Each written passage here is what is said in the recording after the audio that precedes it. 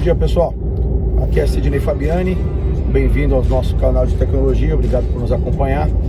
Hoje eu quero falar um pouquinho sobre tendências 2021 em diante, mas eu não quero focar nas tendências que a gente já ouviu falar, tá todo mundo falando. Eu quero focar nas tendências mais ainda iniciais, essas que estão chegando agora no mercado. Para quem não me viu ainda gravar usando o celular enquanto eu estou dirigindo, pode estar estranhando, mas isso é uma tendência bastante grande. Desde que você não mexa no celular, não vai tirar a tua atenção. Eu acho interessante a gente aproveitar todos os momentos que a gente tem para isso.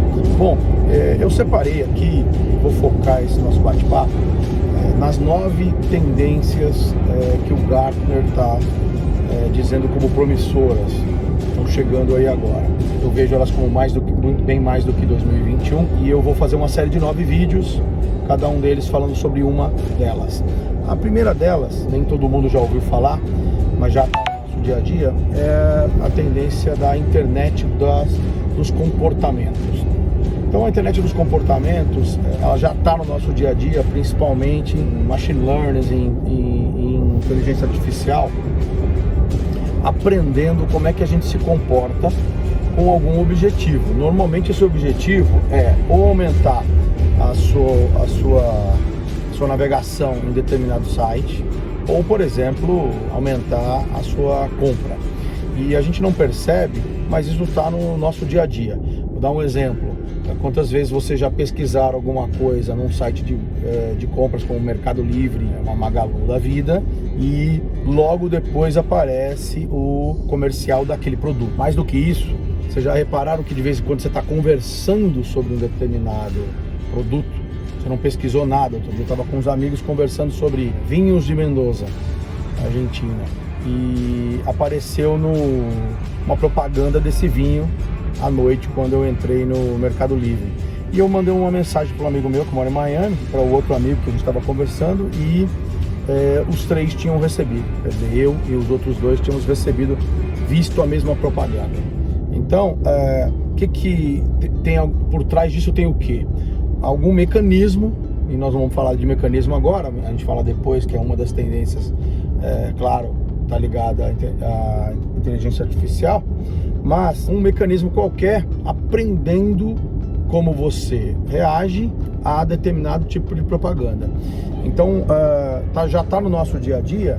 Por exemplo, os carros que aprendem como você dirige. Nos Estados Unidos, recentemente, aluguei um Volvo, um modelo do Volvo que ele muda a maneira que ele responde à sua direção. Você já tem vários carros fazendo isso, e não necessariamente carros de altíssimo padrão, de altíssimo custo, tá? Então ele está aprendendo o seu comportamento para te trazer uma experiência melhor de direção, tá? Então isso é bastante interessante. Agora, isso começa a ter aplicações éticas, né? Ou implicações éticas. Vamos pensar no seguinte: as companhias, as seguradoras, começando a aprender como é que é o comportamento do consumidor, tá? Do seu usuário, e para poder regular o custo que vai ter o prêmio, o seguro, né? Quanto você vai pagar anualmente. Vocês já viram isso nos carros, mas muito timidamente, que se você tem jovem em casa, se você não guarda teu carro na garagem, se você não mora num condomínio fechado, tua pólice é mais cara, né? Agora, imagina a gente levando isso ao seguinte: se você come muita comida gordurosa, se você não pratica esporte, se você tem doenças, por exemplo, cardiovasculares na família, então eu cobro mais pela tua pólice de seguro. É interessante? Então vamos levar ao extremo. Quem assistiu Gattaca viu que as seguradoras no futuro e as empresas no futuro analisavam o DNA do cidadão para dizer se ele tinha ou não condições de assumir uma vaga, ou se ele tinha ou não direito ao seguro-saúde. Então, você tem implicações éticas que com certeza tem que ser regulada pelas agências aí, que isso pode ser motivo de um novo vídeo, de um novo tema. Mas as empresas têm que estar muito atentas a internet de comportamento. Por quê? Porque se uma empresa num determinado mercado usa e a outra não, essa empresa que não usa, ela fica muito prejudicada na sua real capacidade de concorrer com a empresa que está usando, porque ela vai saber o que o consumidor responde melhor, o que ele responde mais rápido, se ele não responde, o que ao invés de trazer o consumidor para um processo de compra, afasta o consumidor do processo de compra. Então isso é muito importante. Eu mesmo tenho muitas experiências aonde eu simplesmente decidi não comprar em função do comportamento feito não ser bom. Então eu vou dar um exemplo.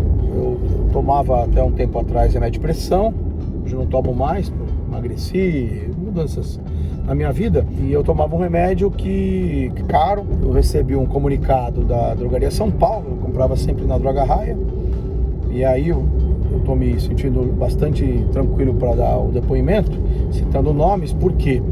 Porque nada mais do que a verdade. Eu recebi da Drogaria São Paulo um comunicado dizendo: compre seu remédio, citando o nome do remédio, citando o meu nome, com 40% de desconto, tá? Então eu já tinha comprado na Drogaria São Paulo, por acaso, por proximidade, estava comprando na Raia. Eu falei, tá bom, eu vou. Aí eu fui num lugar um pouco mais longe, uns quilômetros a mais, me desloquei até esse local, e quando eu cheguei lá, não era bem isso. Na verdade era 40% de desconto do preço de lista, ou seja, o mesmo preço que eu pagava na Raia, um valor muito próximo. Então chamei o gerente da farmácia, que me falou: não, senhor, 40% de preço list. Eu falei: onde que está escrito que é no price list, no preço de lista? Você está dizendo 40% de desconto em relação ao que o senhor paga. Eu paguei a última vez e abri meu cartão de crédito ali na frente, e tinha pago um valor X.